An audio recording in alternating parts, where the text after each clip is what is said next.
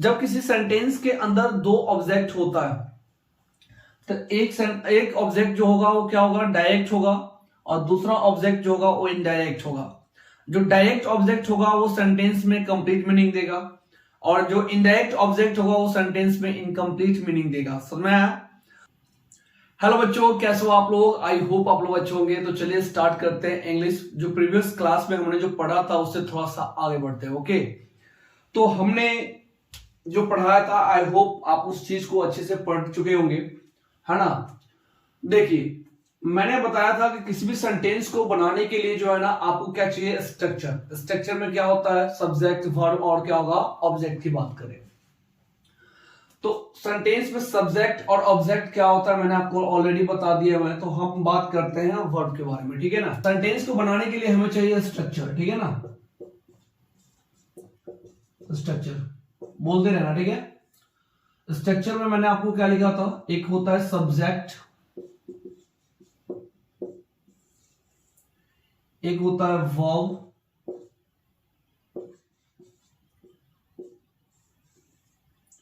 और एक होता है ऑब्जेक्ट, ठीक है। सब्जेक्ट, वर्ब और क्या है ऑब्जेक्ट, है ना। सेंटेंस को बनाने के लिए हमें चाहिए सब्जेक्ट, वर्ब और क्या होगा, ऑब्जेक्ट। हमने सब्जेक्ट और ऑब्जेक्ट पे पिछली क्लास में हम आपको बता चुके थे। अभी जो हम बात करेंगे वर्ब के बारे में बात करेंगे, ठीक है ना। तो वर्ब को हम दो भागों में बांट देते हैं। एक को हम बोलते हैं हेल्पिंग वर्ब, हेल्पिंग वर्ब, और दूसरा जो है आपका क्या है, मेन वर्ब होता है।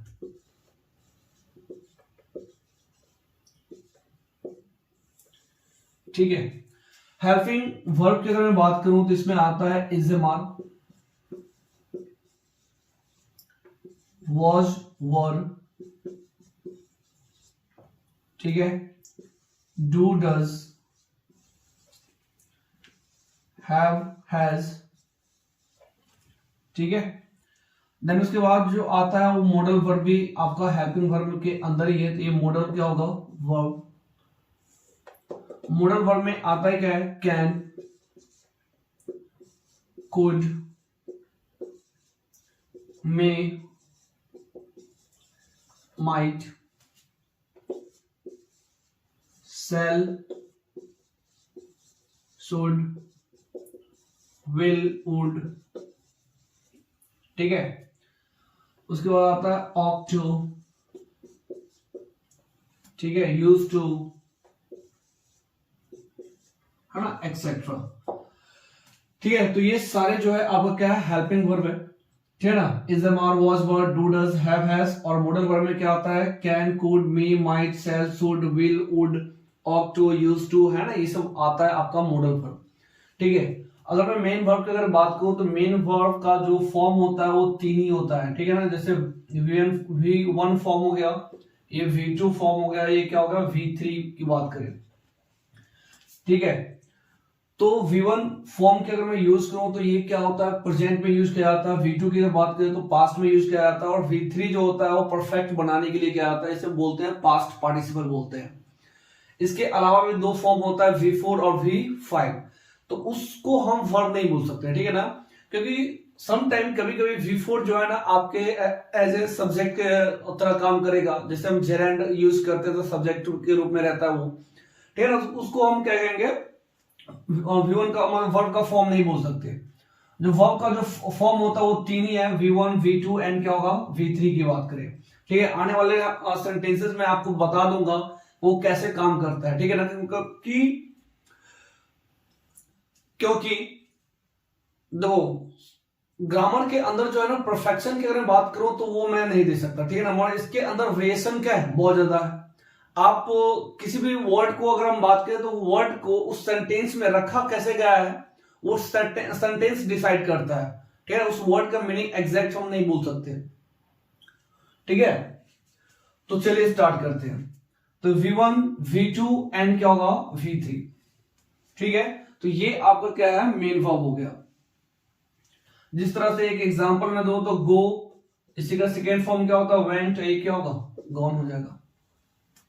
गो वेंट क्या होगा, गॉन, ठीक है ना। तो ये एग्जांपल हम लिख सकते हैं। इससे क्या होगा, कम का सेकेंड फॉर्म क्या होता है, केम, आई क्या होगा, कम ही हो जाएगा, ठीक है ना। तो ये इसका सेकेंड फॉर्म हो गया, है ना। ये इसका थर्ड फॉर्म हो गया। मैंने आपको इसके अलावा और भी कुछ बताया था कि देखो किसी भी सेंटेंस में जो है ना सब्जेक्ट या फिर ऑब्जेक्ट या तो नाउन होगा या तो क्या होगा, प्रोनाउन होगा, ठीक है। वर्ब के आगे जो ऑब्जेक्ट आएगा वो वर्ब का क्या होगा, ऑब्जेक्ट होगा। और एक प्रीपोजिशन के भी ऑब्जेक्ट होता है, तो प्रीपोजिशन के आगे जो ऑब्जेक्ट होगा वो प्रीपोजिशन का ऑब्जेक्ट होता है, ठीक है। सेंटेंस को मीनिंगफुल होने के लिए वर्ब का ऑब्जेक्ट होना चाहिए।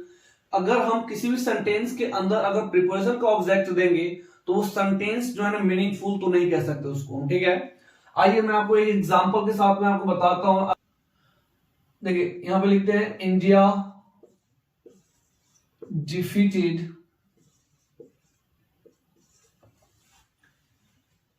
इन ऑस्ट्रिया, ठीक है। मैं इसको शॉर्ट फॉर्म में लिख दिया हूं ऑस्ट्रिया का, या फिर ऑस्ट्रेलिया भी बोल सकते हो।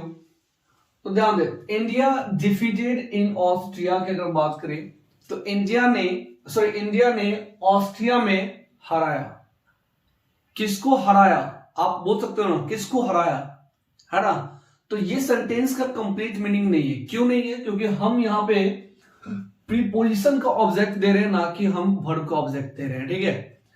अगर मैं प्रीपोजिशन में इस पर जोड़ दूं, अगर मैं बोलूंगा बाय 22 रन, 22 रन, है ना, तो इसका मतलब हुआ कि इंडिया ने ऑस्ट्रिया में 22 रन से हराया। फिर भी आपका जो आंसर क्या है, इनकम्प्लीट है ना। मीनिंग क्या है, इनकम्प्लीट है।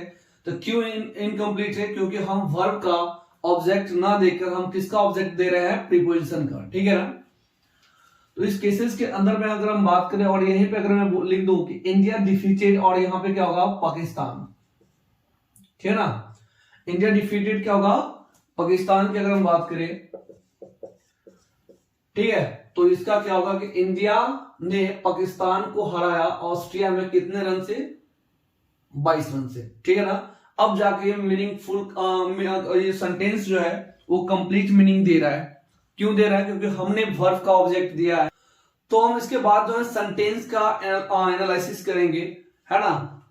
तो सेंटेंस को एनालिसिस करने के लिए सबसे पहले आप इतना बात याद रखना कि वर्ब से पहले जो होता है वो क्या आता है, सब्जेक्ट, और वर्ब के बाद क्या आता है, ऑब्जेक्ट आता है। ये याद रखना, वर्ब से पहले सब्जेक्ट, वर्ब के बाद ऑब्जेक्ट।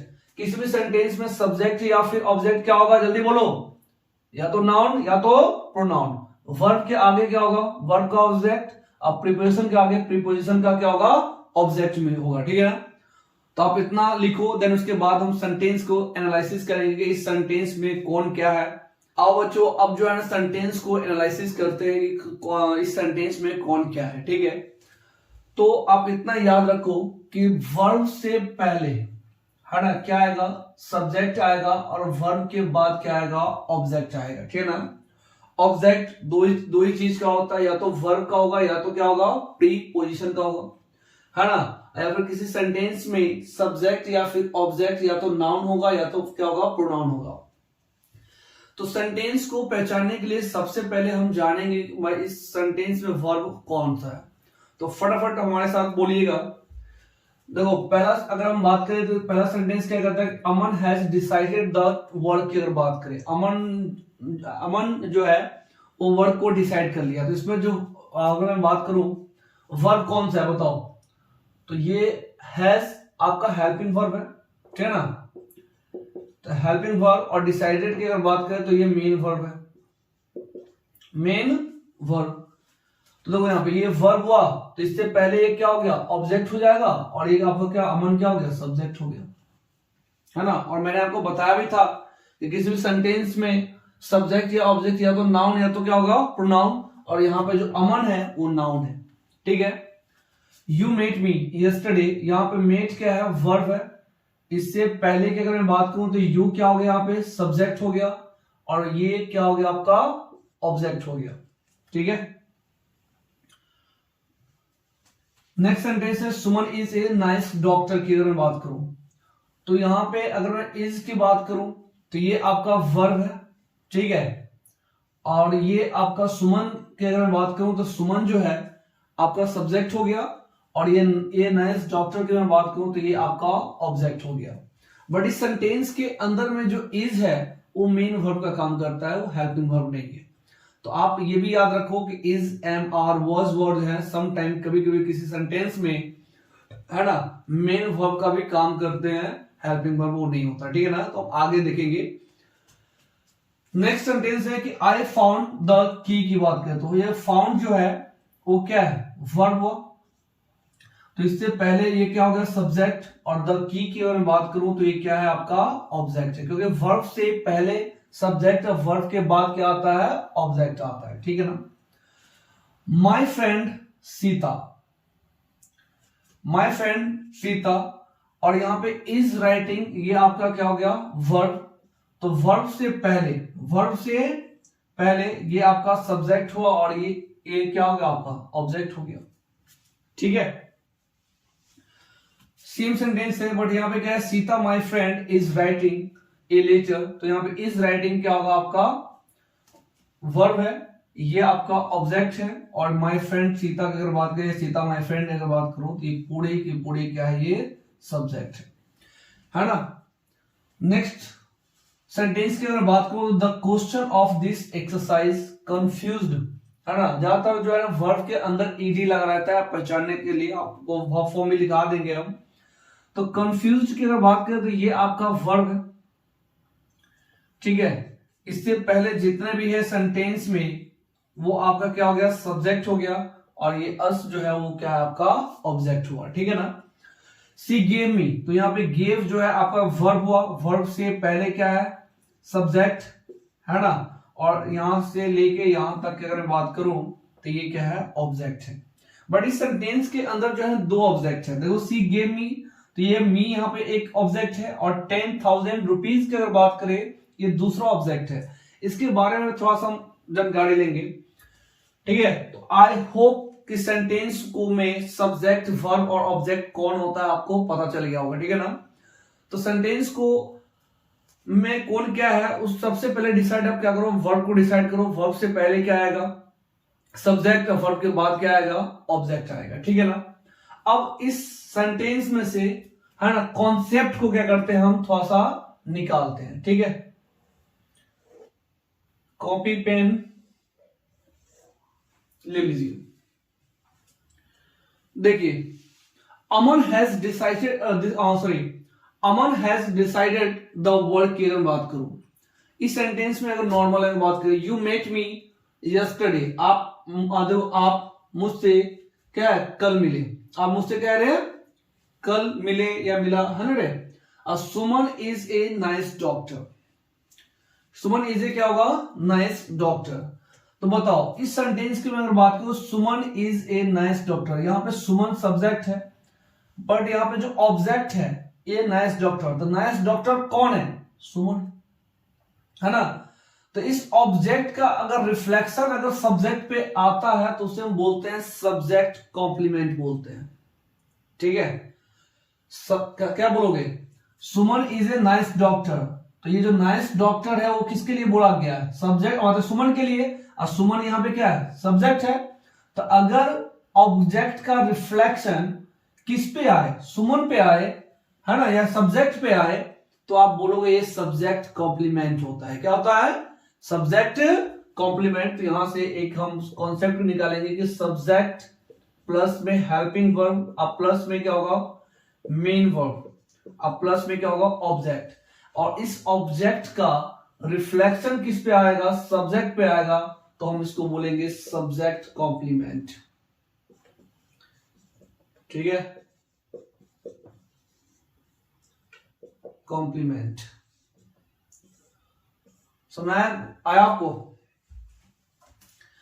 नेक्स्ट सेंटेंस की अगर बात करें तो आई फाउंड द की बात करें, है ना, मैंने चाबी को खोजा, ठीक है। आई फाउंड द क्या होगा, की, है ना। ये भी एक नॉर्मल सेंटेंस है, इसमें कोई लॉजिक नहीं, इसमें क्या कोई कॉन्सेप्ट नहीं निकल रहा। बट इस सेंटेंस को अगर आप देखो, ये दोनों सेंटेंस में, इसमें क्या कहता है कि my friend Sita is a writing a letter, या फिर Sita my friend is writing a letter, है ना। यहां से सारे क्या है, सेम है, बट इसके अंदर जो है ना, मतलब अगर मैं बात करूं तो सब्जेक्ट में इन दोनों सेंटेंस में कौन सा सेंटेंस जो है ना आपका सही है, बताओ, फटाफट बताओ, नंबर 1 या नंबर 2, ठीक है, कमेंट में आप बता देना, ठीक है। माय फ्रेंड सीता होगा या फिर सीता माय फ्रेंड होगा, ठीक है। तो इस सेंटेंस में अगर आप देखोगे तो देखो इसमें ओरिजिनल जो सब्जेक्ट है वो है कौन, है ना। तो Sita is writing a letter, है, सीता जो है वो क्या कर लिख रही है, पत्र को लिख रही है, तो ओरिजिनल जो सब्जेक्ट है वो तुम्हारा क्या है, सीता है। तो जो आपका जो ओरिजिनल सब्जेक्ट होगा वो सबसे पहले आएगा, ठीक है। और ये जो माय फ्रेंड है इस सीता के बारे में कुछ एडिशनल इंफॉर्मेशन दे रहा है, सुना है आपको। तो अगर सेंटेंस में ध्यान दो, अगर सेंटेंस में सब्जेक्ट के बाद अगर ये एडिशनल इंफॉर्मेशन आएगा, ठीक है, इस सेंटेंस में सीता क्या था, ओरिजिनल सब्जेक्ट था। अब माय फ्रेंड की अगर बात करें तो सीता के बारे में कहा गया, तो ये एडिशनल इंफॉर्मेशन हुआ, ठीक है ना। तो इस एडिशनल इंफॉर्मेशन को हम बोलते हैं एट्रीब्यूट, एट्रीब्यूट बोलते हैं। और ये एट्रीब्यूट हमेशा सब्जेक्ट के बाद ही आता है, ठीक है ना। तो अब बताओ कि फर्स्ट वाला सही है या फिर सेकेंड वाला सही है ना। आई होप आप समझ गए होंगे कि ये आपका जो सेकेंड वाला जो है सेंटेंस वो क्या है, सही है। तो किसी सेंटेंस के अंदर अगर मैं बात करूं, दो सेंटेंस मैं तो उसमें सबसे पहले हम पता करते हैं इसमें ओरिजिनल सब्जेक्ट क्या है, ठीक है। तो हमें पता चला कि सीता जो है ओरिजिनल सब्जेक्ट है। उस सब्जेक्ट के बारे में एक्स्ट्रा इंफॉर्मेशन या फिर एडिशनल इंफॉर्मेशन हमें जो देता है उसको हम क्या बोलते हैं, एट्रीब्यूट बोलते हैं। और एट्रीब्यूट जो होता है वो हमेशा सब्जेक्ट के बाद ही आता है, समझ में आया आपको। चलिए नेक्स्ट सेंटेंस की अगर बात करें, the question of this exercise confused us की बात करें, है ना। मतलब द क्वेश्चन मतलब यह मतलब क्वेश्चन, है ना, क्वेश्चन ये किसका पार्ट है, इस एक्सरसाइज का पार्ट है। मतलब इस एक्सरसाइज का जो क्वेश्चन है मुझे क्या कर रहा है, कंफ्यूज कर रहा है ना। द क्वेश्चन ये जो पार्ट है किसका है, ऑफ दिस एक्सरसाइज का है, ठीक है ना। बट यहां पर तुम देखो, अब यहां पर इसको एट्रीब्यूट नहीं बोलेंगे, ये एक्स्ट्रा इंफॉर्मेशन दिया है, बट यहां इससे पहले क्या दिया हुआ है, ऑफ दिया हुआ है, ठीक है ना। तो ये ऑफ जो है वो प्रीपोजिशन है, ठीक है ना। तो उस केसेस में अगर हम बात करें, अगर ऐसी सिचुएशन आता है तो सब्जेक्ट प्लस में प्रीपोजिशन, प्री क्या होगा, पोजिशन, और उसके बाद आता है एडिशनल इंफॉर्मेशन, एडिशनल इंफॉर्मेशन,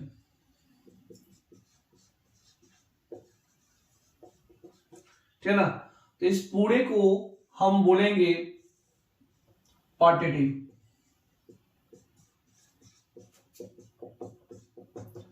इसको एक और नाम से जानते हैं, जिसे बोलते हैं एडजंक्ट, एडजंक्ट, क्योंकि ए और जे के बीच का जो डी है वो बोला नहीं जाता, इसे बोलते हैं एडजंक्ट, ठीक है ना।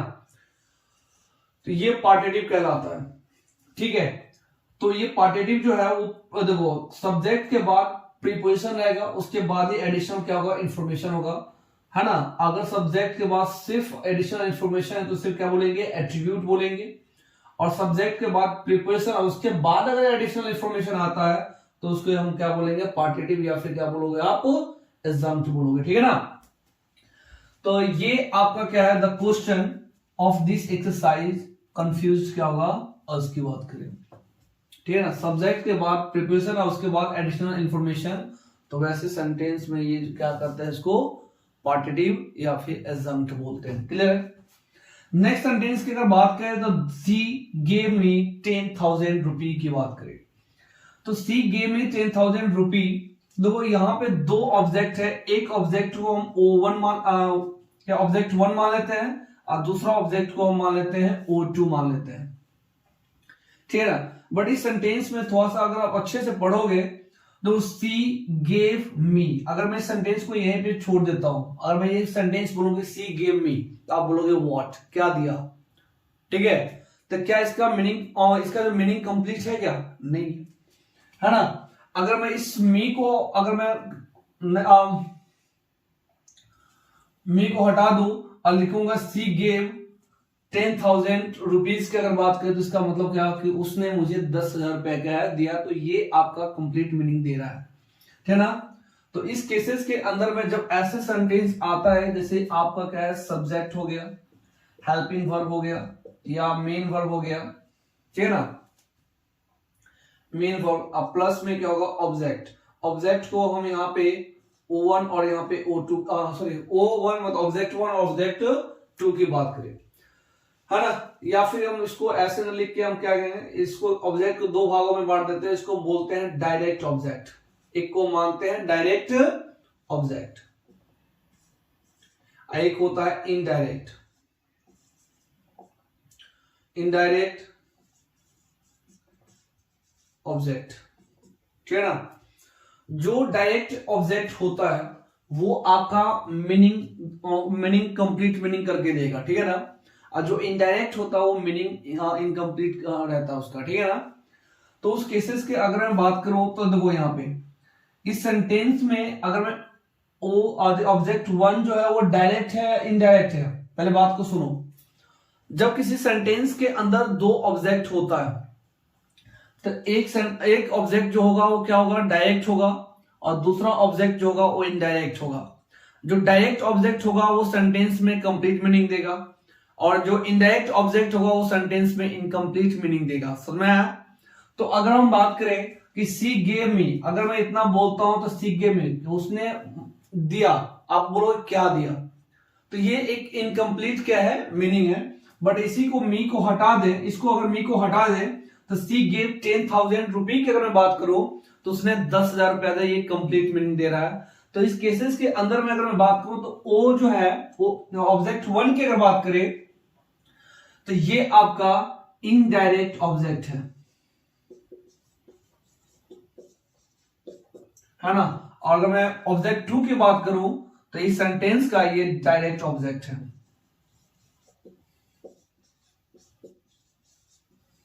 ठीक है। सुनना है। तो इधर जो है वो क्या है, कॉन्सेप्ट मैं यहां पे लिख चुका हूं, इसको थोड़ा सा याद रखना, ठीक है। कि किसी भी सेंटेंस के अंदर, ये सेंटेंस को बनाने के लिए सब्जेक्ट वर्ब और क्या होगा, ऑब्जेक्ट चाहिए। सेंटेंस में पहले वर्ब को आप चूज करो, वर्ब से पहले क्या आता है, सब्जेक्ट आता है, वर्ब के बाद क्या आता है, ऑब्जेक्ट आता है। किसी भी सेंटेंस में सब्जेक्ट और ऑब्जेक्ट या तो नाउन होगा या तो क्या होगा, प्रोनाउन होगा, ठीक है। वर्ब के आगे वर्ब का ऑब्जेक्ट, प्रीपोजिशन के आगे प्रीपोजिशन का ऑब्जेक्ट, है ना। और देखो यहाँ पे अगर मैंने यहाँ पे बताया था कि अगर सब्जेक्ट, हेल्पिंग वर्ब और मेन वर्ब, और यहाँ पे क्या है, ऑब्जेक्ट है, इस ऑब्जेक्ट का रिफ्लेक्शन अगर सब्जेक्ट पे आता है, तो वैसे सेंटेंस को हम सब्जेक्ट कॉम्प्लीमेंट बोलते हैं, ठीक है ना। उसके बाद सब्जेक्ट, उसके बाद सब्जेक्ट के बाद एडिशनल इंफॉर्मेशन, एडिशनल इंफॉर्मेशन को बोलते हैं क्या, एट्रीब्यूट। और एट्रीब्यूट जो होता है वो सब्जेक्ट के बाद ही आता है, ठीक है ना। उसके बाद मैंने बोला सब्जेक्ट प्लस में प्रीपोजिशन के बाद एडिशनल इंफॉर्मेशन आता है, तो उसको हम बोलते हैं पार्टिटिव या फिर एडजंक्ट बोलते हैं। और अगर किसी सेंटेंस में ऑब्जेक्ट अगर दो है, तो एक डायरेक्ट ऑब्जेक्ट होगा, एक इनडायरेक्ट ऑब्जेक्ट होगा, ठीक है ना। डायरेक्ट ऑब्जेक्ट सेंटेंस में कंप्लीट मीनिंग देगा, और इनडायरेक्ट ऑब्जेक्ट सेंटेंस में इनकम्प्लीट मीनिंग देगा, है ना। तो अगर ये वीडियो अगर आपको अच्छा लगता है, तो इस वीडियो को लाइक कर देना, कमेंट कर देना और सब्सक्राइब कर देना, ठीक है।